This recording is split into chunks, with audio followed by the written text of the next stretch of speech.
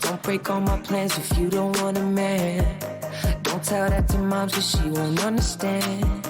Miss me with that pity, you know who I am. All those first I gave you were your second chance. And now I'm gone. Don't hit me up in the morning, won't be here that long.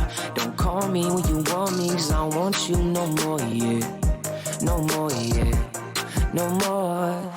Where you going? I'm on to better things. I'm on to better things. I'm on to better things. Where you going? I'm on to better things. I'm on to better things. I'm on to better things. Where you going? I'm on to better things. I'm on to better things. I'm on to better things. Where you going? I'm on to better things. I'm on to better things. I'm on to better things. Saw your message, hope you know I won't reply. To be honest with you, I ain't got the time. I thought we had talked and I thought we were fine. Guess you found it every message in that wine. I'm dead again, it's fine, mean I ain't got no time for drama. Too busy chasing wins, look like karma. No, I keep it real as always, no, I keep it real with you. But what you thinking, not what I've been thinking, think it through. We go way back in the day, that's the place that it should stay. Feel like ever since I blew up, X just got some shit to say. I hope that you doing fine, take a number, fall in line. Promise this the last time that you ever fall in line. Where you going? I'm on to better things. I'm on to better things. I'm on to better things. Where you going? I'm on to better things. I'm on to better things. I'm on to better things. Where you going? I'm on to better things. I'm on to better things. I'm on to better things. Where you going? I'm on to better things. I'm on to better things. I'm on to better things. Left home like I ain't coming back. Honestly, I'm unattached. Except for my family and a view home wherever my girl is at. My studio look like a dream. I'm the youngest on my block. Yes, I do this for the team. Used to dream of what I got back when I would record in my bedroom. Yeah, off a USB, mic mixing songs in that garage band. Dreaming what it be like. I swear I'm done with moving slow. I'm on to better things. You know I gotta blow up. I know they know us. I got a date with destiny and I'm gon' show up. Heard she impatient, but so am I. So let's get down to business. This shit here is do or die. Yeah. Where you going? I'm on to better things. I'm on to better things. I'm on to better things. Where you going? I'm on to better things. I'm on to better things. I'm on to better things. Where you going? I'm on to better things. I'm on to better things. I'm on to better things. Where you going? I'm on to better things. I'm on to better things. I'm on to better things.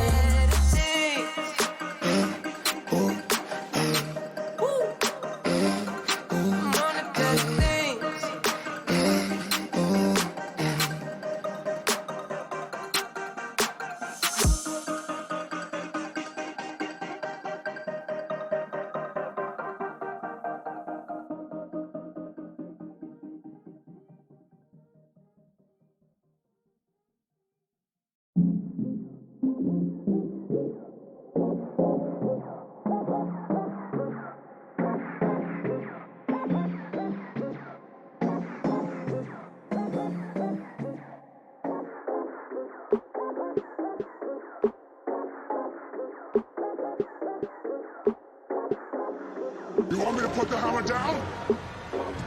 Light it up. Yeah. They want me to put the hammer down. When I strike, just hope you know we're around. They want me to put the hammer down. Light it up, it's going down. They want me to put the hammer down. When I strike, just hope you know we're around. They want me to put the hammer down. Light it up, it's going down. Way too low-key, no, I can't treat you like my homie, you don't know me. I'm from the north, I don't get cold feet, I'm the one. like golden sun, the one and only. Flowing snowy, can't dethrone me. Want the top is lonely, yeah. I could take on armies with the bars I'm putting down. Yeah, I'm summoning the waters, drown you with the wave you found. Leave your style like Atlantis, where it vanished underneath. So many people on it, hope it never get retrieved. I swear I try to be cool with it. You a cool gimmick, that's an oxymoron. Talk down on what you created. You ain't Tony, but it's feeling Ultron. I can style switch, I still never miss. Gotta play the game, you know how it gets. They put ammunition in my clip, 2017, I want all of it. Gotta put my parents in a better house. World tour plans added to my route. At the hole, not too many getting out. Back home though, heard they get it now. Where were you when I was trying to lift it? I was wordy before I got the digits. Back when this was just a dream of fiction. Took it from the written to a motion picture. They want me to put the hammer down. When I strike, just hope you know it around. They want me to put the hammer down. Light it, light it, light it up, it's going down. They want me to put the hammer down. When I strike, just hope you know it around. They want me to put the hammer down. Light it, light it, light it up, it's going down. Ragnarok, way the world is looking. Apocalypse with our leaders cooking. Politicking while the clock's ticking. Gladiators in the streets stay crooked. Planet Earth turn to planet dirt with the way they planet and the planet murked. Before NASA get refunded, hope they get to find a better planet first. Fighting for it like I'm double swording. Bruce Banner going green for it. Drugs popping on the radio, but I swear you ain't gotta lean for it. Every wave ain't the one to chase. Every chance there ain't one to waste. Swear when I put the hammer down, if you ain't worthy, then get out my face.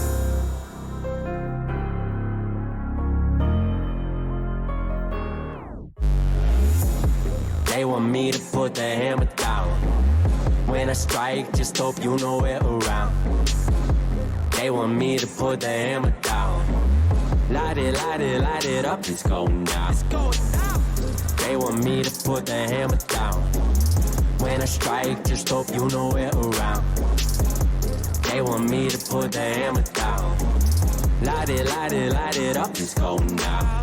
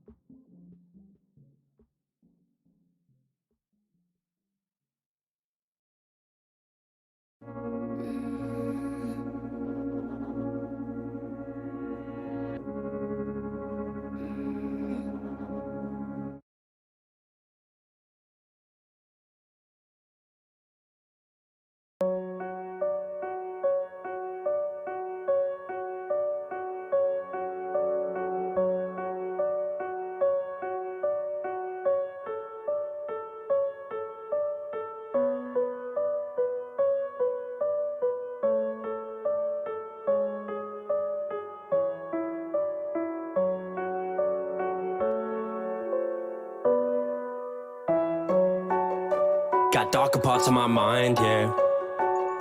Got darker days in this grind, yeah. Never pay no mind to what a hater say. Criticize myself more than anybody anyway. Living dreams, but these nightmares keeping me awake. Demons whisper in the dark, telling me it's a mistake to have faith in my own grind. But I got power over my own mind. I feel like Dr. Strange, yeah. If we talking demons, know the language. Yeah, I feel like Dr. Strange, yeah. Teach you how to persevere through the pain, yeah. They ask me how I stay so positive. I know where my demons live. Visit, but don't let them in. Said I visit, but don't let them in. Yeah, I visit, but don't let them in. I feel like Dr. Strange, yeah. If we talking demons, know the language. Yeah, I feel like Dr. Strange, yeah. Teach you how to persevere through the pain, yeah. They ask me how I stay so positive. I know where my demons live. Visit, but don't let them in. Said I visit, but don't let them in. Yeah, I visit, but don't let them in. Wasn't always so easy. Still hungry like feed me. Remember how they would treat me. Now they can't even see me.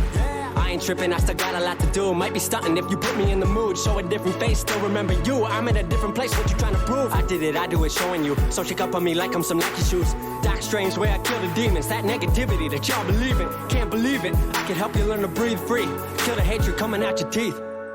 But first, you gotta believe me. Jealousy is toxic, demonic as it gets.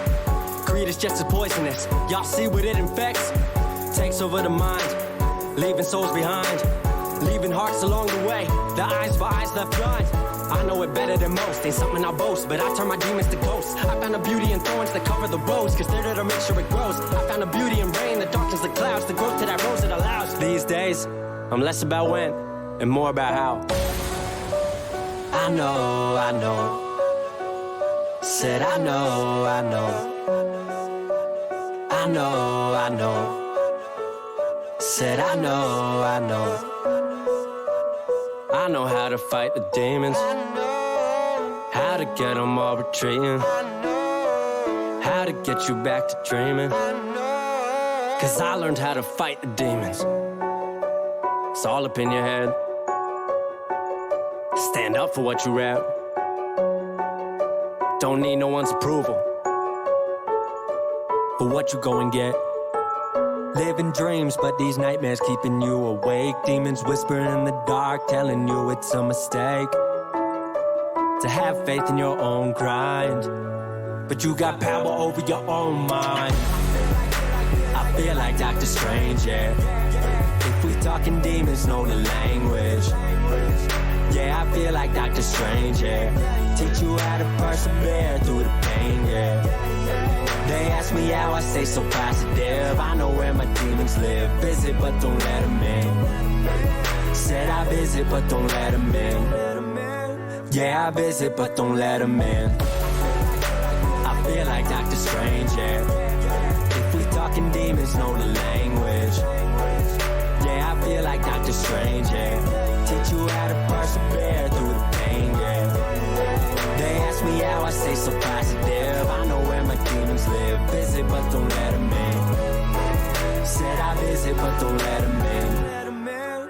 Yeah, I visit, but don't let them in.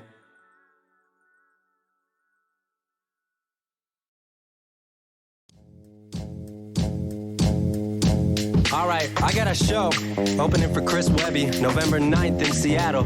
If you out here, let's do it. Okay. Been silent for a second, I'm trying to find my direction. I'm far from doing this wrong, you should see the sails I'm projecting. I'm captain and a lieutenant, set the sails for the team. Fans behind the movement, so ship is sailing supreme. Never going down, still iconic as Titanic. Set my sights on new perspective so I could just add vantage. Rumor has it, but fuck it man, so do I. Need to set some new heights, I already hit the sky. In the conversation as one of the illest coming. Hit the track in 211 and I haven't stopped running. Young gunning, lyrical bullets, pull it whenever I need. So when they see me in the street, they saying to me, I've been watching you. I've been watching you. Watching you. I've been watching you. see me as a threat, that's a debt that I'm owed. Swear I see through all these rappers wearing emperor's clothes. Tell me, does the emperor know you're jacking his flows? Built yourself a canopy in the jungle below.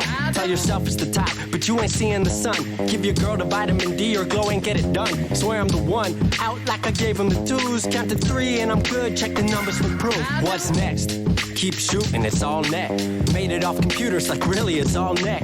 Locally slept, globally next. I might tour overseas way before I can hit the US. International flights, about to enter radical heights. Nice on a mic, been frank with you, get to flying your kites. Etiquette at Edison way I gave him the light. Back in a minute, gotta get my mind right. Nice on a mic.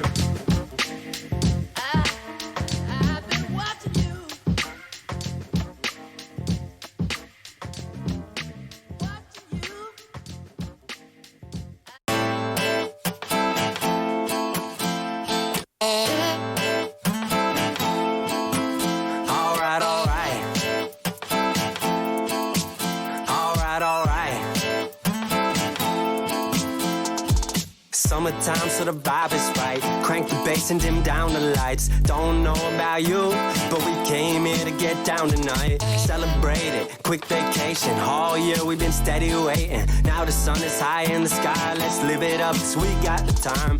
I'ma cruise by your spot round 8. Nah, girl, I ain't gonna be late. They told me to take it slow, but honestly, I couldn't wait. Hit the city, maybe hit the cap. Hit the coast and then bring it back. One thing that you gotta know, you're way too pretty to sleep alone. Now, baby, we ain't going home alone. You're way too pretty to sleep alone. Now, baby, we ain't going home alone. You're way too pretty to sleep alone. Now, baby, we ain't going home alone. You're way too pretty to sleep alone.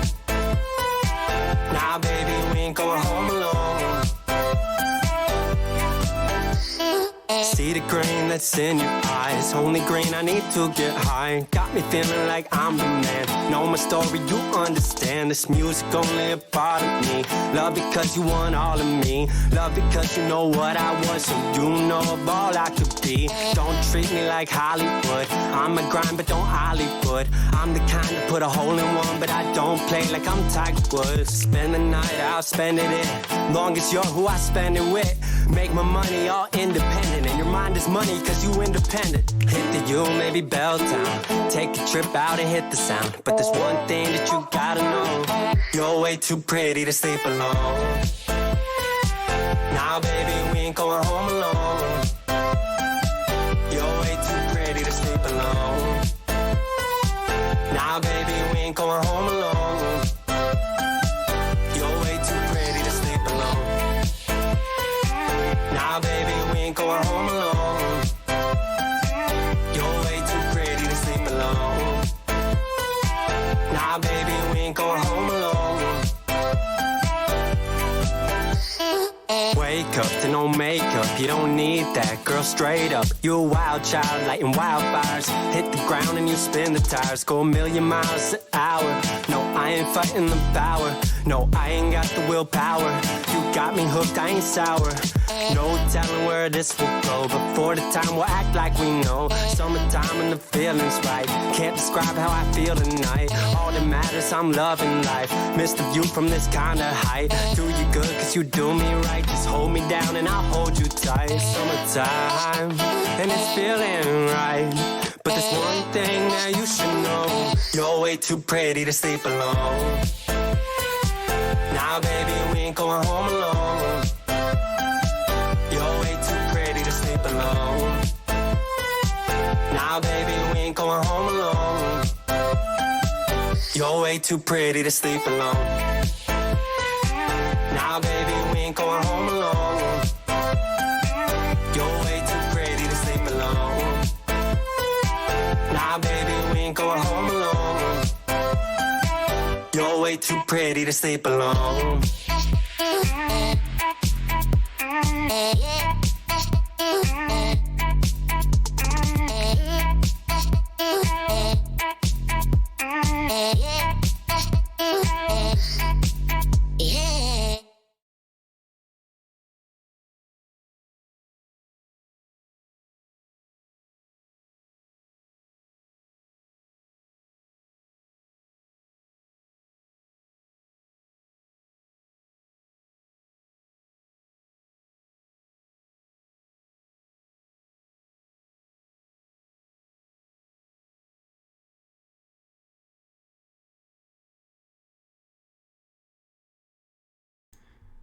What is up, everyone? Welcome to the Chalk Talk Podcast, episode number 5.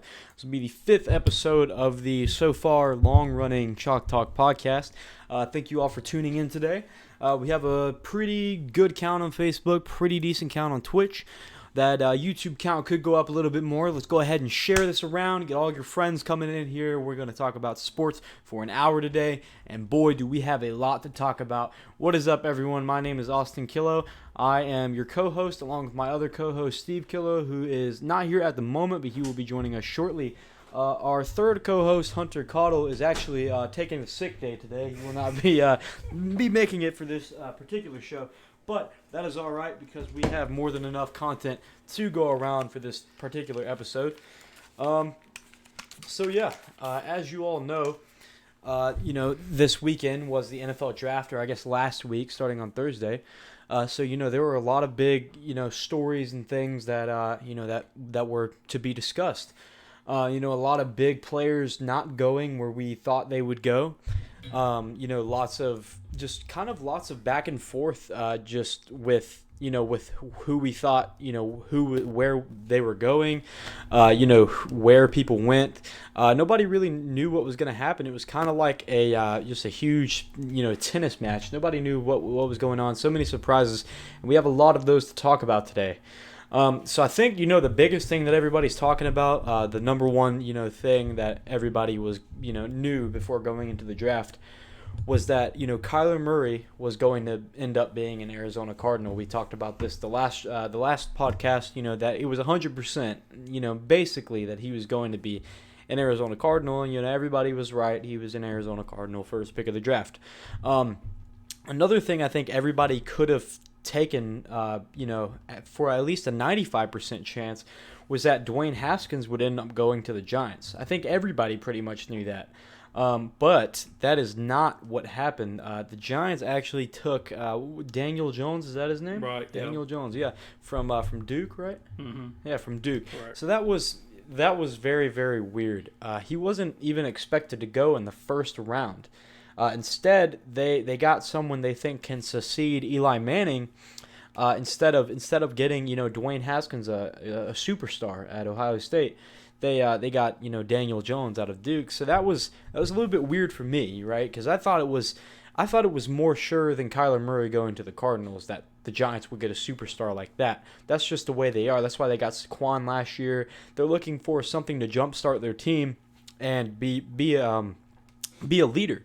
So I thought, Dwayne Haskins was going to be that guy, but I guess I was wrong as they drafted Daniel Jones. That was weird to me. I don't really understand that pick, but if Gettleman thinks that is going to be their leader, then, you can't really blame him for that. If he's a GM and we're not GMs, so I feel like he thinks something big about that guy, and I think he might be able to step up and lead the Giants. I haven't really seen much about that guy, though, so it just kind of weirded me out a little bit, but these kind of things happen during NFL draft, so, maybe he will step up and be the leader. What do you think? Well, who knows? First of all, Daniel Jones is from Duke. He's a 3-year starter, I believe. He's a smart kid. I think one thing to look at is that he and Eli Manning both had the same quarterback coach in college, and David Cutcliffe. Of course, Eli Manning had Cutcliffe as his coach when he was at Ole Miss, and of course Daniel Jones had him now at Duke. So I think that's an interesting tie-in there. I think a lot of people did expect Haskins to get picked by the Giants as their quarterback. I think that's where a lot of people thought he would go, would be to the Giants. If not Haskins, I think Jones was also a possibility, but I think most people felt like the Giants would get him later, maybe at 17, and certainly not at 6. So I think that was a surprise to a lot of people.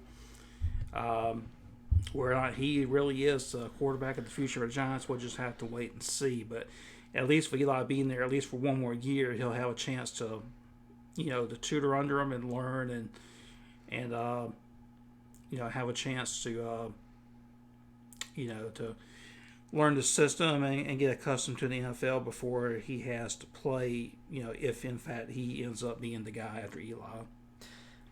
I would agree. I think he has a fair chance. I don't think you should take anything away from them for not getting Dwayne. Because, Daniel Jones isn't bad by any means. I think, honestly, thinking back on it and judging by what they were doing, I think they were trying to get the player that most represented or most looked like Eli Manning. I don't know if anybody else has thought the same thing, but I think that Daniel Jones kind of shares some of the same characteristics as Eli Manning. He has, a decent arm. He's able to, hit, balls downfield. He's able to, do Joe Namath type passes and, get passes completed. that, sometimes shouldn't be completed, sideline passes, things like that. He's an overall, great QB. But I just, it kind of surprised me because overall I thought they were going to go for a superstar. I think they took the safe bet in getting Daniel Jones. Well, may be the truth. And also, too, with Daniel Jones, one thing to consider also is that he is not a system quarterback. That's true. He's a guy who actually is a drop back passer. He has to sit back and read the defenses. He's got to make quick decisions on where to distribute the ball. He's not a system quarterback like a lot of the guys that come in the draft, such as Kyler Murray, who is a system quarterback. So I think that's certainly working Daniel Jones' favor. Got a lot of these guys who come from a system many times aren't able to make the transition to the NFL, where all of a sudden they've got to learn to be more of a classic drop back passer, and they've got to be able to read defense, and a lot of times these guys are not able to do it. Of course, we can cite many instances where that has been the case. Be interesting to see if Kyler Murray will be able to make that transition. But I think that's one thing that helped Dan Jones in the Giants' eyes is because of his experience, because of the fact that he's not a system quarterback versus Dwayne Haskins, who is not really a system quarterback, but he really only has 1 year of playing experience at Ohio State. And of course, when you play for a school like that, where you're surrounded by a lot of great talent, it's similar to a system. Yeah, it's similar to a system, but sometimes when you have so many good players around you, sometimes it can make a quarterback look maybe a little bit better than he really is. I mean, I would agree. So when you take and you put them somewhere like, say, the Giants, who are still in the process of trying to build a roster, they're rebuilding right now. Even Eli, in this case, he's not going to have a true number one receiver to go to this year since Odell's gone.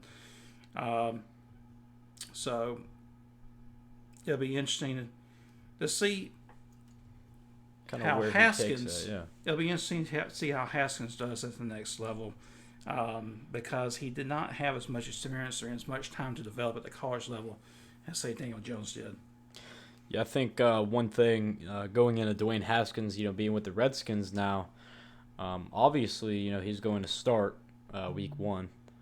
They have no other options, the Redskins. So he pretty much has to start week 1 unless whoever's playing for them now can beat Dwayne Haskins out. But I don't think that's going to happen. I'm pretty sure Haskins will start week 1. So with that being said, I mean, the Redskins don't have any superstar wide receivers right now that, Dwayne is used to at Ohio State. So my question is, how is that going to work out for Dwayne, at, being in Washington where there's not much superstar talent on offense, but defensively, yes, there's a lot of talent there, to get the job done, but I think they're going to end up looking like how the Bears did last year. I seriously think it's going to be a whole defensive team because they have 2 strong, just very versatile safeties now with a killer D-line, absolutely murderous D-line, but they lack, superstar, offensive talent. So I really think that, Dwayne on the Redskins, without having anybody to throw to, he's going to be relying on his feet a lot more. People are going to be expecting him to scramble, and that's going to get him into some trouble. When quarterbacks are expected to only, use their feet and, play in a system such as that with RPOs and things like that, they tend to get hurt more. So I think it's going to be harder for him if the Redskins do not make any moves for, a superstar back or a wide receiver that can lead the team. If they don't make those moves, it's going to be a little bit harder for Dwayne. But I do think, judging by the fact that he is a great quarterback, he's a superstar, he's an absolute star, I think he's going to get the job done in Washington. I think he'll be good, but I do think he will lack what he might have if they don't have a superstar wide receiver by the end of offseason. Yeah, it'd be interesting. Not sure if Dwayne Haskins will get a chance to start right away. They signed Case Keenum, the Redskins did in the offseason, I believe. Unless Dwayne Haskins just wows them in fall camp and just is head and shoulders the better quarterback. I don't think he'll start right away. Maybe at some point in the season he may get that opportunity. I would think in this case the Redskins will probably want to lean more towards the veteran quarterback they have, Keenum. Question with Case Keenum is he going to be the Case Keenum we saw who was good for one season with the Vikings, or is he going to be the Case Keenum who was kind of the block quarterback the rest of the years he's been in the NFL? Yeah, exactly. That's what I was thinking. I mean, I knew Case Keenum went to the Redskins, but judging by the fact they took Dwayne Haskins and that's who they could get, obviously they weren't looking for Dwayne Haskins if the Giants were expected to get him, right? So by them drafting Dwayne as soon as the Giants left him available, what that tells me is that they were looking to get a quarterback like that. That's what they wanted. They wanted one very, very fast. So what that tells me is what Case Keenum is bringing right now, they do not like. I don't think they want to put Case Keenum at that QB1 position. But like I said, it's all up to the mini camps and OTAs and things like that to see who's going to be the number one QB. But if, in fact, it is Dwayne, which I think it could be, I want to give the edge to Dwayne. But if it is Dwayne, I think he's going to have a hard time in Washington. So, yeah, I really think that's going to be the case. I really hope it's not for him because I like the dude. He looks like a great quarterback, and I hope he does well in the NFL. But honestly, the Redskins just don't seem like they're giving him any help. And even if it was Keenum as the starter, he doesn't have any help either. I mean, the guy's washed up, actually. Like, he just looks, terrible than how he did, 2-3 years ago, playing for the Vikings, and just kind of balling out a little bit. He looks washed up now, like a lot of these, older quarterbacks that are playing for different teams. I don't think that, he has a solid chance to be the starter. I think it probably ends up being 50-60 or 60-40 for him. But yeah, I think either way, the Redskins are in a lot of trouble offensively if they don't get some wide receiver help overall, which they should have targeted in the draft. If it was me, that should have been their their number one priority. But that's what the Redskins went mostly defensively. I'm not actually sure what their entire overall draft was, but I think mostly it was defensively, if I can recall. But yeah, we can get back into the Redskins in a little bit after we analyze their draft. So I guess some other things in the draft, a big thing I wanted to talk about is that, I mean, there were so many players, and every year this happens, but there are many players every year that are supposed to be drafted in the first round, absolute superstars, that drop, maybe a round or a couple picks, maybe 2 rounds at most. But this year, there were a lot of players. I mean, almost the half of the first round that dropped to the second and third round. And for example, DK Metcalf fell to almost the third round. That is absolutely ridiculous. They let a Julio Jones 2 go all the way to almost round 3. I think it was round 2, picked like 35 or 31 or whatever. But he fell very, very far to the Seahawks. And I'm just wondering, I mean, why was that? I mean, what are these GMs, thinking today? Do you think that they, because pretty much we have access to everything they can see film-wise, games that they played in college and things like that. But what do you think is the main factor for these, NFL teams drafting, some of these guys that may not be as big as, like a DK Metcalf? Like, for example, them, like the Falcons drafting, an O-lineman for Boston College instead of drafting, like a fast safety or a corner like DeAndre Baker. Like decisions like that, what do you think that results by? What is the factor that causes that? Well, I think this was a draft where in a lot of cases, especially in the first round, I think a lot of teams were simply going after the best player available. And I think because this was a defensive-heavy draft, especially among linemen and DBs, I think a lot of times you have some teams were picking those players based on need, but some of them I think are just picking players best available. And I think also you had a lot of teams who had multiple needs. Mm-hmm. And I think because of the way the league has transformed itself, it's more of a passing league now. Definitely. And because you're at a point where it seems like there's so many receivers out there, I think a lot of teams probably felt like they could get good value by waiting to the second, third, even fourth round, and knowing that there would be some good receivers out there. And there definitely were, yeah. Especially if you've already got some good receivers, maybe you can get somebody in the middle rounds that you can get, and maybe to take the time or chance to develop them, and not have to depend on somebody to come in and have to be a playmaker for you right away. So I think that is a factor as well. I think so. Yeah, I definitely agree because, I mean, it happened a lot, with Riley Ridley and DK Metcalf especially. Getting into DK Metcalf and the Seahawks, that is going to be absolutely crazy this year. So I said, in the past two podcasts that I firmly believed 100% that the Jaguars would draft DK Metcalf. Instead, they did not. They did not draft DK Metcalf. So I'm not sure who Foles is going to throw to this year. But who did was the Seahawks, and the Seahawks just signed Russell Wilson to this big contract extension, this big, heavy contract. So I honestly think the Seahawks with DK Metcalf are going to ball out, and he's going to be an absolute playmaker based on what I've seen. They really like that guy, and I mean everybody in the Seahawks locker room loves DK Metcalf. He's going to be an absolute beast for them. And Russell Wilson, he has O-line upgrades this year. So I think definitely the Seahawks are going to be a lot better with this season than they have been the past couple of seasons. I'm really excited to see where they go.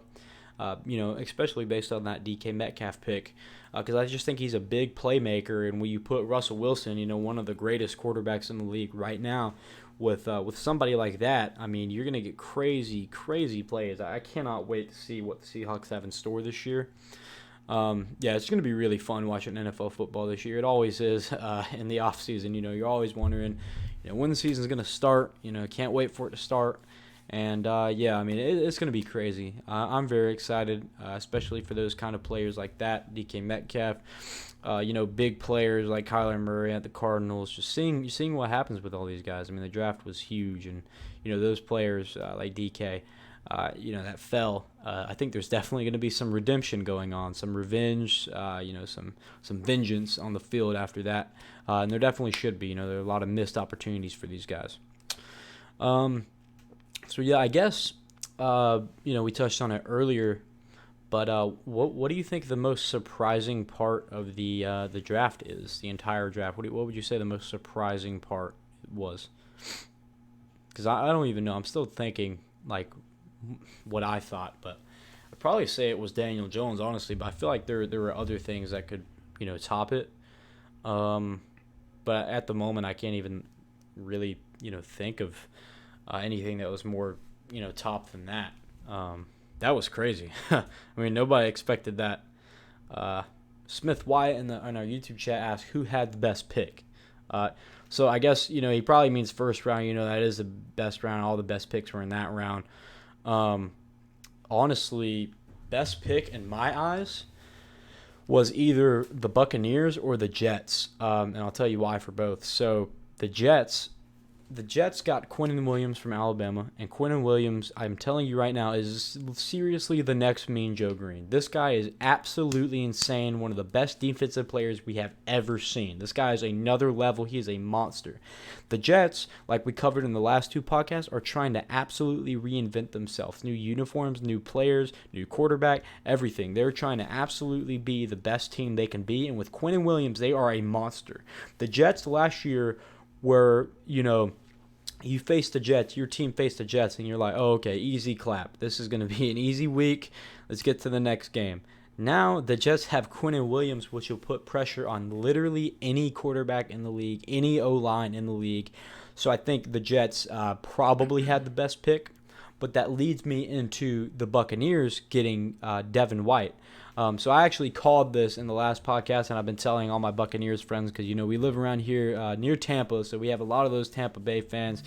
So it was kind of inevitable for me that I thought the Bucs were going to get Devin White because every year they either do, one of two things. They either get some cornerback when they really need a safety, or they get some D lineman when they really need a linebacker. And I seriously thought they were going to get a D lineman this year again, and just completely fell. That's not what they did. I was so glad that they got Devin White. They need middle. They need middle force, because they have no middle force. If you watch any Bucs game, you will see two things. They have no force in the middle to stop running plays that bounce to the outside, and they have nobody to pressure the quarterback when he's sitting there for too long.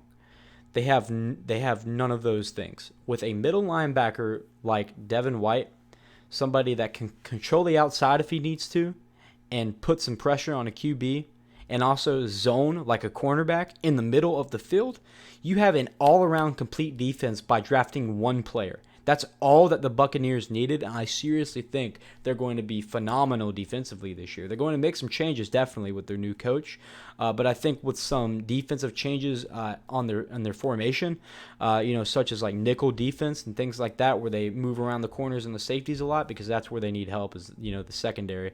I think they're going to have a lot better time, a lot easier time than they have had the past 3 years, because now they have some force in the middle. They don't have to rely on the linebackers and the rush as much, because that's a given. When you have Devin White back there, you already have a force. Big SEC guy, like an edge rusher in the middle of the field. It's ridiculous. I mean, this guy is going to be an absolute playmaker for the Buccaneers, so I thought that was a great pick too.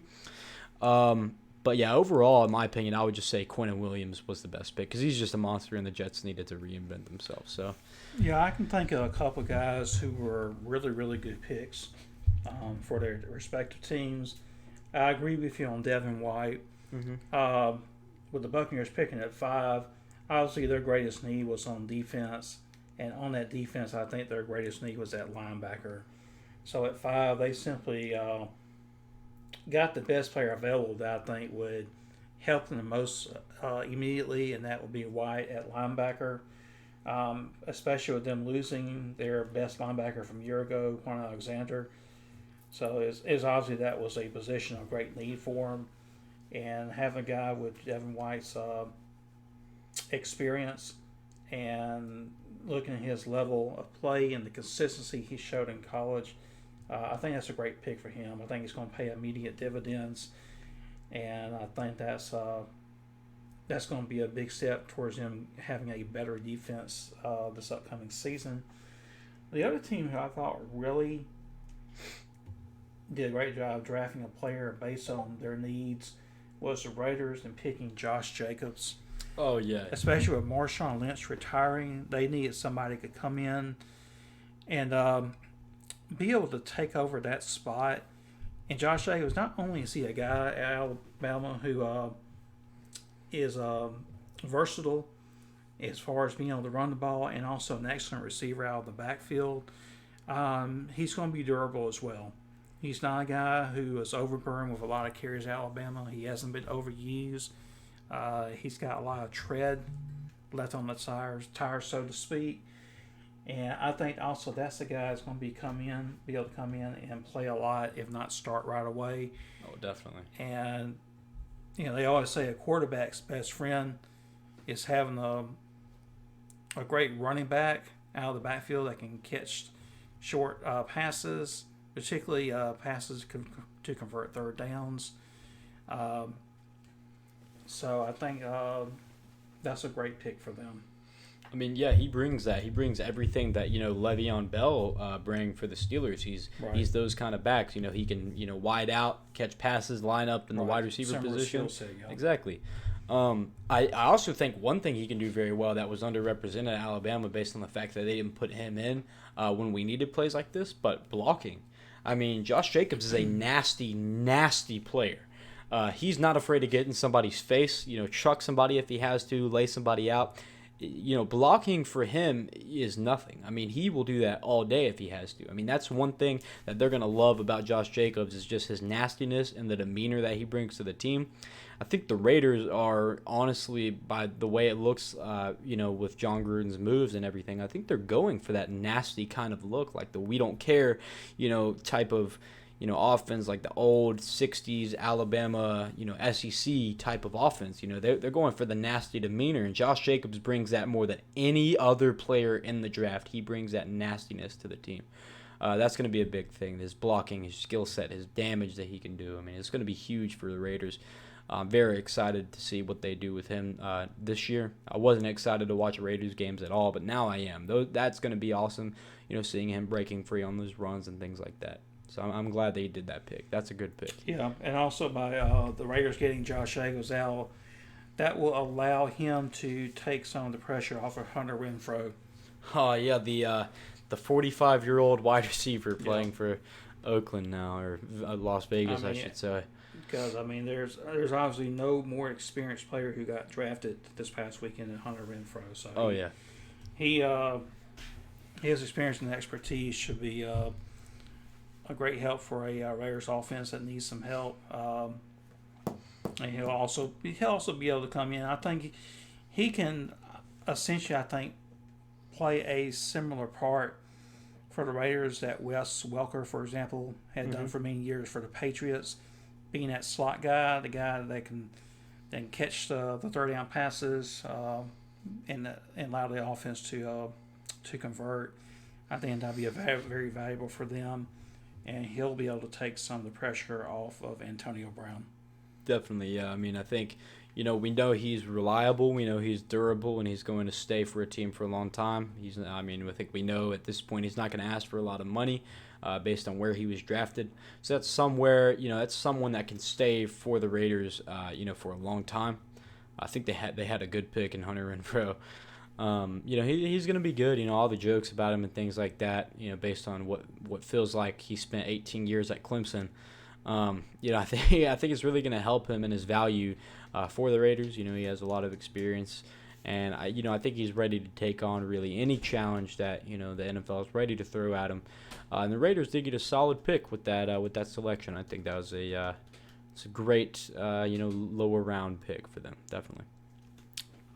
So yeah. All right, so if you guys have any questions or any topics you want us to cover, we got the YouTube chat open right now. We're watching that, so go ahead and drop something there. We also got the Facebook chat opening up, so anybody on Facebook watching right now, if you have any sports-related questions, go ahead and drop them. We'll be more than glad to talk about it. So, yeah, don't forget to share, like, all that good stuff. And, so more football-related stuff.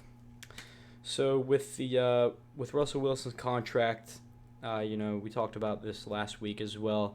We talked about who, the quarterback, who's next in line for the quarterback position to be paid.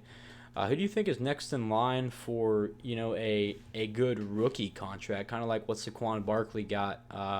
Calvin Ridley's making like $2 million a year. Saquon Barkley's making a little bit more than that. Who do you think is the biggest rookie this year that's going to get the biggest contract?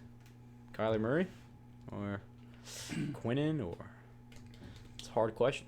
Probably saying Kyler, obviously, because his number one pick. But I guess it all depends on how it works. Yeah, I would have to say Kyler because he is a quarterback and being the number one pick. Yeah. I think there's a good chance that he will probably end up getting the most lucrative rookie contract. Because I don't really see anybody else on the, as far as the first round goes. I don't think there's anybody else that's probably going to challenge him. Nick Bosa, who went second to the 49ers, you think Quinnen is a possibility. I don't think. Well, he is a D lineman, interior at that, and they don't get as much love as other ones. Quinnen Williams is a great pick at his position for the Jets. But interior linemen are typically not going to be paid as much as guys that play on the outside. He's not going to be play as much as a defensive end or a top linebacker or corner, or what they would call one of the premier positions. Interior linemen on both offense and defense are usually going to be paid out a little bit of a lesser rate or amount, or however you want to call it, than guys who typically will play on the outside. So that's for a reason too. I think a lot of football, especially this kind of league, it's all about the showmanship. Who's the biggest playmaker out there, and the biggest playmaker usually makes the most money. Usually, that's why we see Russell Wilson running around for 30 minutes, being paid $1 million every step he takes. But I think the thing with interior linemen, like you said, is there's just not enough showmanship there. There's not enough playmaking had. I think it's one of those positions, especially O lineman, that's more of a given. And kind of everyone expects, what they see. And I guess Quinnen Williams probably would be, the same. I don't think he'll be, as an exception, except for the fact that he's going to, put a lot of pressure on. He's going to be great at his position, but I think, it's always going to be the same for interior linemen. The only real exception we have is Aaron Donald, based on how consistent he has been, and that's a first. So yeah, I would say that for interior linemen, it's just not as likely to get a higher contract than a huge quarterback. So yeah, I'd probably agree. Quinn probably won't, challenge Kyler. I think he will get a big contract though, especially if he does very well. But it doesn't help Quinn to be going to a team that's already spent a lot of money this offseason. Definitely. Yeah, getting Le'Veon Bell, C.J. Mosley, among other players. They may not have quite as much to spend as some other teams, so that might hurt what Quinn could possibly get as far as a contract. Yeah, I would agree. I mean, I don't know. I guess we're like with a lot of these contracts, a lot of these players, we're gonna have to wait and see, minicamp and OTA reports to, see what happens. That's when a lot of the big news comes out. During that time, what would that be? Around like June, July? Those times when those contracts start coming out and those rookie camps and things like that. Yeah, I think a lot of teams want to try to have their all their picks lined up as far as contract signed. Usually before they they get ready to start the camps, which usually is sometime middle part of July. So by then, I think all these teams want to have all that kind of stuff wrapped up. So, and of course, there'll always be some holdouts, and there'll always be some guys who will go into fall camp unsigned. Some guys will go ahead and show up, and they'll go ahead and work out while they work out the contract, and some won't. But yeah, I think most teams obviously want to try to have all that done before. I would say certainly for July when they get ready to start the camps. Yeah, very important, especially with the amount of entertainment this league holds now, and you gotta pay up in this league now. So I think that's one of the very important things, especially with players like Kyler Murray, Nick Bosa, and things like that. The players that were the face of this year's draft. Talking about the draft, going back to the draft. So I guess a lot of NFC South members or fans were very confused with what the Falcons were doing in the draft. And I think it started to make sense after the second round or after the first round, because the Falcons didn't have any picks second round, but it started to make sense. You've heard me complain about what the Falcons who the Falcons drafted. What do you think about that? Do you really think that it was necessary to trade up at pick 31 in the first round to get a tackle from Washington? I mean, he was expected to go in the third round, and the Falcons traded up to get him at 31. So I mean, do you think that was necessary to draft 2 O linemen in the first round for the Falcons? I don't think so. I mean, I thought the Falcons really had a pretty decent offensive line. I mean, I'm sure they could always use a good tackle. Yeah. Or a good guard. I think a the lot guard of teams was probably enough. could, but I think they have much greater needs on defense, and I would have thought they would have looked there at least on their early picks in the draft. Personally, I mean, I thought, I definitely thought we needed help on the O-line. I thought that was one of our biggest positions that we need help on. But I think Chris Lundstrom, I think that's his name, was enough. I'm pretty sure, that guy, from, being from Boston College, being the nasty player that he is, good, decent first-round pick, I thought he was enough. I didn't think we really needed anybody else, especially since we signed some guys in the preseason. And, some of these guys won't even make it, except preseason and offseason, whatever. But, yeah, some of these guys won't, actually make it. So I thought it was kind of weird. I definitely thought we were going to try to draft somebody like Deontay Thompson or Mac Wilson or somebody like that. But it did not happen. So I was kind of weirded out with why they did that. I thought they were at least going to try to get DeAndre Baker. That didn't happen.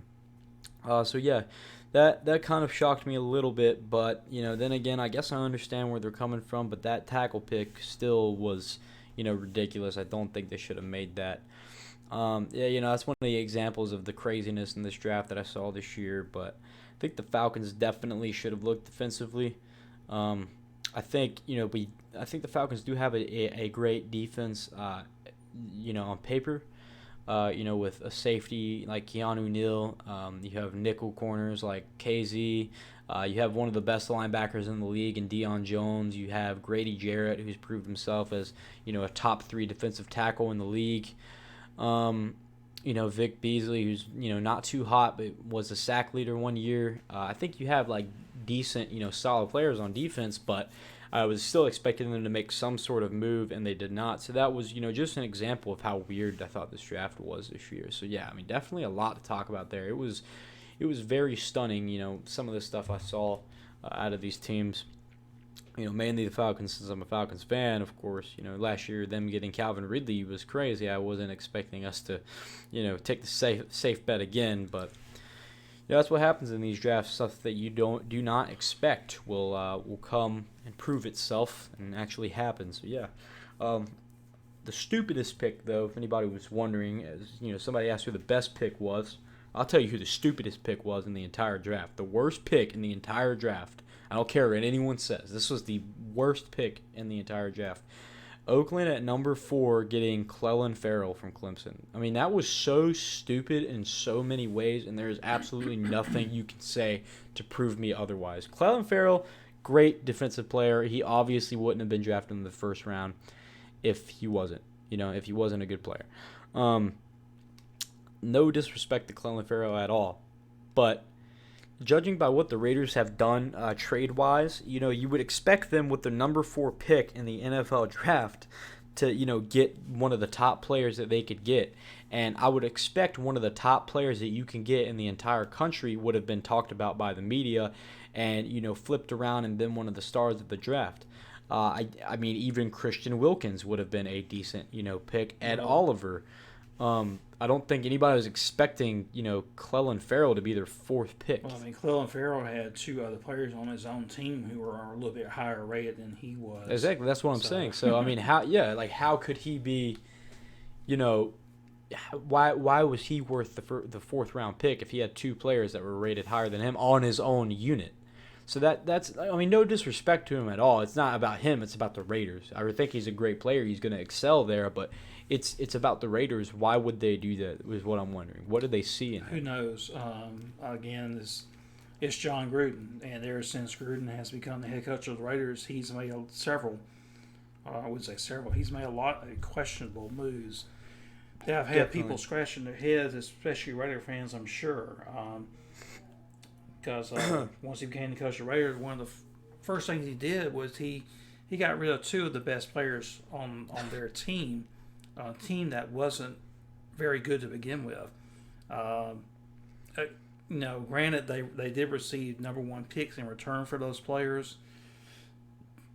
So, but still, for a team wasn't very good to trade away 2 players that could have really helped you. I'm talking about Amari Cooper and Khalil Mack.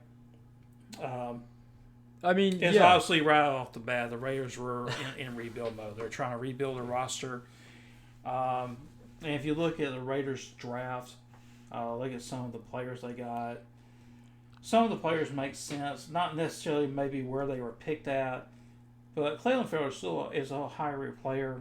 Excellent D lineman, yeah. Yeah, he's he's going to be a pass rusher. He's going to be an edge rusher that they really need.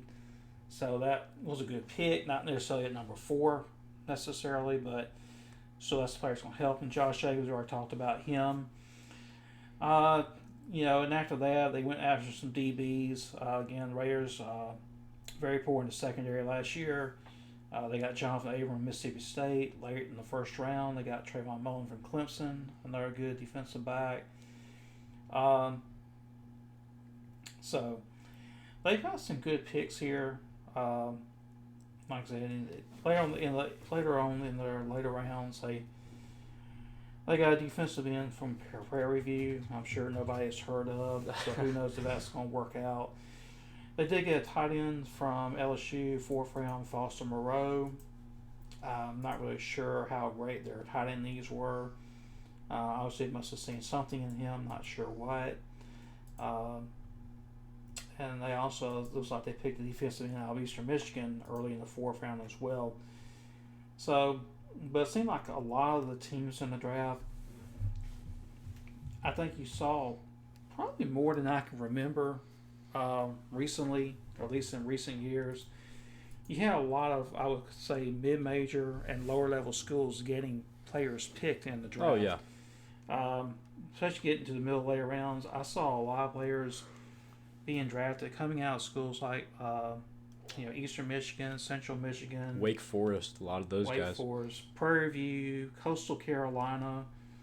A lot of guys that I'm sure a lot of fans have probably have never heard of unless you follow that particular team. Mm-hmm. So definitely a weird draft. Yeah, it is. It was a weird draft, and there are a lot of players who. You saw some players that got drafted higher than what people thought they were, but a whole lot more players who were drafted lower than where they were expected to go. I think you saw a lot of that. Yeah, I overall the draft. I personally like these kind of drafts, not necessarily for my own team, the Falcons, with what they did, but personally, I find it better to me to not have all of these offensive heavy drafts and superstar heavy drafts, all the time. I think this was a very nice draft for those that need to rebuild and get depth on their team. Especially for those teams that don't want to spend a lot of money. I think that was a great thing this year. A great theme of the draft was depth and stacking up your team and having enough players to, go around and fill up the roster. I think that was a great theme of this year's draft. Weren't that many superstars. I can literally count them on my finger. The amount of superstars there were in the draft. The amount of absolute beasts that there were. I definitely think the theme of it was depth, and that was a common reoccurring story for a lot of these guys, coming out of smaller schools just to stack up on an NFL team. So that's pretty nice. I like to see those every once in a while. It's a change up because you're not seeing all these quarterbacks switching from team to team and seeing these new superstars like Odell Beckham, and you're not seeing that a lot. And it's refreshing to have just one time just having the league kind of stay the same a little bit. Usually every draft it's like the league switches up completely, but this year it's going to kind of stay the same with a defensive heavy draft. So that's a cool thing about this year's draft. So straying away from reality for just a little bit here. So during the draft, actually, the EA Sports NFL team announced their cover of Madden 20. I think of most Madden fans now would know that it's going to be Patrick Mahomes. I thought that was a great cover star for it, especially because I think every year they want to put the most Madden player on there. They want to put the most video game player on the cover of Madden. I think Patrick Mahomes is exactly that. He literally throws no look passes, does all these kind of back foot throws and just. He's an amazing player, so I think he was honestly probably the best pick for this cover. I definitely think there are other players that probably deserve it, but Madden's goal is to have the best video game player on the cover. But besides that, if he didn't, do you think that he should have got the cover? Do you think he's the player that should have gotten it the most out of any other player? And if not, who do you think should have been on the cover? Personally, I think it was Patrick Mahomes. I think he Baker definitely Mayfield, deserved it. yeah. He based on what happened this past season, I think he was as deserving as anybody you could possibly think of. He was the best quarterback on one of the most highest profile teams in the league. So I think that was a good choice made as far as having him on the cover. Yeah, I mean, I definitely agree. He was superstar. He's the best quarterback, this year from the looks of, electrifying plays. I mean, he was crazy. He was doing crazy things all year. Based on who's the most video game like player, it's definitely him. But who do I honestly think deserves a shot at the cover? Maybe next year, or who should have gotten it this year? If it wasn't Pat Mahomes, who definitely was number one in my ranking of who should have been on it, I would say honestly players like Aaron Donald, a defensive player like Aaron Donald, should have made it, or should make it next year, I should say. He was probably the best defensive player this year without a doubt. He helped the Rams get to a Super Bowl multiple times, or had multiple plays that helped the Rams get to the Super Bowl. So I think it was a great, I think he was a great defensive player in the league. I think in league history is what I mean to say. So yeah, I definitely think he should have the biggest shot at getting on it next year if they do, want to pick somebody like that, even though if it's not somebody electrifying, but definitely think he has a good shot. Somebody like Julio Jones, definitely not this year, but earlier in the years, especially when he had the year where he went off against Carolina, definitely should have made it on the cover. Next year, like I said, Aaron Donald, Khalil Mack would be an electrifying player to put on there. Yeah, I mean, if they're going electrifying, just superstar type guys, definitely Pat Mahomes. I cannot wait to see this. This man. It's going whoever has a great year, this upcoming year is going to be a candidate for the next Madden cover. One guy I would look at or immediately pops in my head, who I think could really have a great year this upcoming season, would be Baker Mayfield. Yeah, that's who I was going to say too. I thought like he could have been one. I definitely think he was, and a rock star this year. But, if it wasn't for Pat Mahomes, he would have been on the cover. Pat Mahomes blew him out of the water with the stuff that he did, even though Baker Mayfield seriously saved Cleveland. So, yeah, I can't wait to play Madden 20 this year. Hopefully, on the Chalk Talk channel, I might be able to upload some Madden videos and things like that. Might go to a couple tournaments and things like that. So that'd be pretty cool. Branch off and have our own little Madden type, YouTube channel. That'd be kind of sick. But yeah, I guess we'll see where that goes. Can't wait to play it though. They did a very good job on the cover this year with Pat Mahomes, and the theme being like a red theme, especially for the Chiefs. So that's really cool. I think they hit the nail right on the head with Patrick Mahomes on the cover this year. So that was a really good pick for EA. So yeah, I guess back to the NFL, back to reality. I don't really have much more to talk about regarding the draft. I think we pretty much covered everything that was big going into that. Because it's all really general. Can't really go into every single pick. But yeah, I mean, news-wise during the draft, I guess now that we have seen the draft, who do you think is going to, because we answered this question a couple podcasts ago, who do you think is going to be the best Super Bowl contender next year? Who do you think is going to be the best team in the NFL? Post-draft, who do you think is going to be the best team in the NFL? Even though it's too early to tell, obviously. I don't know.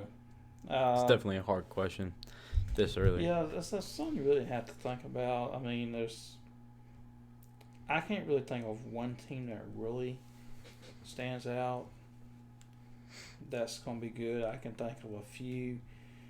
One thing I think, at least right off, is probably not going to be as successful this upcoming year because of some of the off-season happenings. Is going to be the Chiefs. Definitely. Yeah, they got Pat Mahomes. He's on the cover of Madden and all that.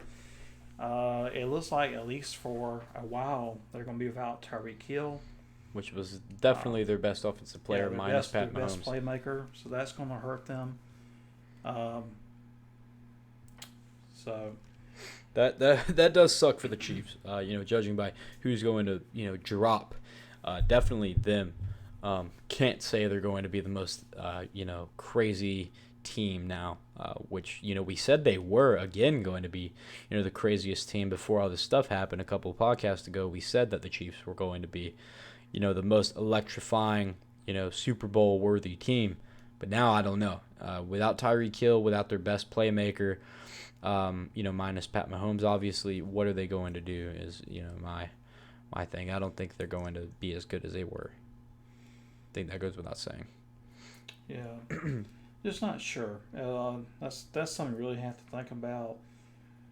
To me, when you ask that question, I'm thinking of more teams that have more of a possibility or probability of dropping off rather than teams that are really going to step up and be really good. I think it's easier to tell, definitely, because based on what you've seen and what the moves that they have made, easier to tell who's going to drop off. You never know who's going to show up and exactly what players are going to, ball out. So, yeah. Yeah, but I mean, one team though that everybody's been talking about, and I think they'll definitely be better. I think they'll probably make the playoffs, and that's going to be the Browns, because they're all season moves and they had a pretty good draft. I think people are really looking at them to make another big step. They took one last year, going from 1-15 to 7-8-1, 6-game improvement, big improvement. Don't think they'll be that big of an improvement this year, but I think I could certainly see them winning 10 games and going to playoffs. I think that's more than realistic. I would have to agree. I mean, we've been talking about them for forever, but for a good reason. The Browns are looking absolutely crazy this year. Things that we like to see in the NFL, they have it all defensively. With Mac Wilson, coming to Cleveland, players like that, they had good defensive picks. So building up the defense and keeping these 3 superstars, actually 4, if you're counting Nick Chubb, who's gonna people are predicting he's gonna ball out next year. 4 of these guys on offense that are going to ball out like crazy. I think the Browns are headed somewhere very, very fast. I really hope they don't trip over their own feet because I'd love to see where they go. I really like Baker Mayfield. I know that's an unpopular opinion, based on what he did at Oklahoma. But, I think the guy's a football player. I think that's what I would like to see out of a football player is competitiveness. He is literally the modern-day Joe Namath. I think a lot of people could agree with that. He's a modern day Joe Namath. The way that he looks, plays, sounds, everything about him. I really like the kid. I hope he does phenomenal this year. I'm gonna love to watch Browns games. Is all I can say. It's gonna be crazy. I'm really looking forward to it. They're definitely gonna stand out, and I think they have a really good Super Bowl. I think they have a really good Lombardi chance this year. Super Bowl chance. Yeah, definitely. I would say the Browns. Yeah. Seahawks look good too with DK Metcalf now in their contract. I think they're trying to, reinvigorate what they had when they had the Legion of Boom this time on offense. I think they're planning to score a lot of points this year, be like the Chiefs were, and they can definitely do that. They get some minor upgrades to the O-line. They already got, wide receiver help now, and Russell Wilson's an absolute beast. So, I think that's going to be a team that can make it to the NFC playoffs this year. Possibly, but now also with the Seahawks, so you got to look at their defense. They're having to replace some guys who have been there for a long time. That's true. Earl Thomas is gone. Richard Sherman gone. Guy who they had as a defensive end recently traded to the Chiefs. Another guy who had been there for a while. So they got some guys to replace. So it'll be interesting to see what kind of a defense they put on the field. I think they should be pretty respectable on offense. If DK Metcalf can come in right away and develop quickly, I think he can certainly be a playmaker for a guy like Russell Wilson. So we'll have to see how they do. I think the Seahawks have a chance to have a good year. I think they've got plenty enough talent. Oh yeah. To probably at least make the playoffs. Yeah, I'm excited to see it. I think the Falcons. My guess is that they make it back this year with everybody healthy. So Falcons Seahawks making it back to the playoff is going to be very interesting. Everybody loves watching those games. So yeah, I mean that's NFC is going to be very, very interesting this year. AFC honestly looks like they've fallen off, but I mean we'll see this year. Who has the best chance to beat the Patriots in the AFC? It's going to be the Browns, but I guess that's a question that is kind of self-answered based on what we've seen. So yeah, Seahawks looking hot, Browns looking hot. Steelers, Juju's going to have to step up and lead. So yeah, they're definitely at a hurting position. Jets reinvigorating themselves. I mean, we have a lot of change-ups in the NFL right now. I think it's for the better. I think this league is changing right in front of our eyes. It's going to be very, very fun to watch this 2019 NFL season. I'm very, very excited for it. Just got a couple months left, just a few months left. We're good. Got college football, NFL. Oh man, this football season is going to be crazy. I'm telling you right now. So I guess we have about 4 minutes left. Going into college football now. We haven't really not much has changed in college football. Since the last podcast, but there's a lot of people giving a top 10 prospects of next year. Who's going to be the best prospect of next year? Who's going to go number one? Things like that. A lot of people, are bringing that up and having those questions and discussing that. But, I mean, if we were asked to answer that question, if we were asked to answer who is going to be, the number one pick in the 2020 NFL draft, who is that going to be? Who is that, playmaker this year in college is going to be absolutely insane, might win the Heisman or something, and then get the first pick in the NFL draft? And I have two. It's hard for me, but I have two picks for who can do it. Actually, I'll probably just go with one. I think you all know who I'm going to say, but this is who I'm going to say for number one, because this is all I have. This is all I want to say, and this is all I need to say. I think this year, especially with the changes in Tuscaloosa's offense, I think Tua Tagovailoa will be the number one pick in the 2020 NFL draft. If he does go to the NFL, which most likely will, I think he will be the number one pick. And there's a lot of controversy around this, because the thing about Tua is that, last year he obviously couldn't stay healthy. Nobody could see his true potential in games like the Clemson game and things like that. And, we had to stick to the ground more than we would like to against Oklahoma. But overall, I think Tua Tagovailoa is the best college quarterback we have seen in years. If he stays completely healthy this year and his knee is absolutely fine or his ankle is absolutely fine, I think we're going to see one of the best first picks ever in 2020 being Tua Tagovailoa. I'm pretty sure you probably feel the same way. Yeah, I mean, if Tua can ball out and have roughly as good as the seasons he had this past year, I think he'll probably be the number one pick. I've seen some mock drafts and some betting lines from Vegas on who they think is going to be among the number one picks, or has the best odds of number one pick, and several of them have Tua best odds listed as the best odds. So, yeah, I mean, if he comes out and plays well, he probably will. I think a lot of people are excited about him. Looking at his playmaking ability. So he just got to go out there and do it. If he does, I think he's got a good chance to be the number one pick next year. Yeah, I mean, I mean, like I said, I think it solely relies on if he stays healthy. I think Alabama's offensive changes this year are definitely going to play a huge role in the fact that he may be the number one pick. Like I said before, I was hoping that Alabama would be more focused on the vertical zone running game.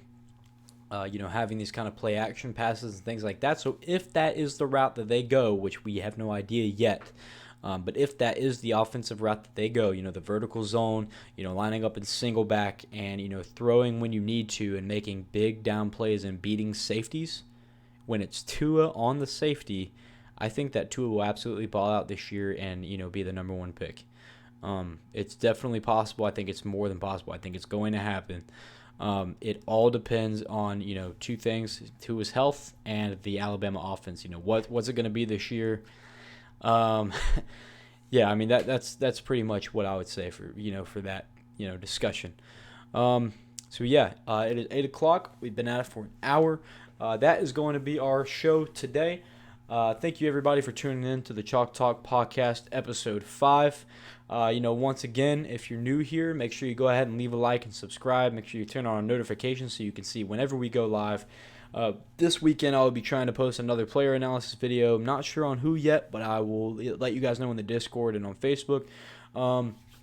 But yeah, so just remember, tell all your friends, share around, get everybody to come watch. We're trying to have a really good, fun time here and talk about sports. Don't forget to leave topics in the YouTube chat, the Facebook chat, and the Discord server that we could talk about next week.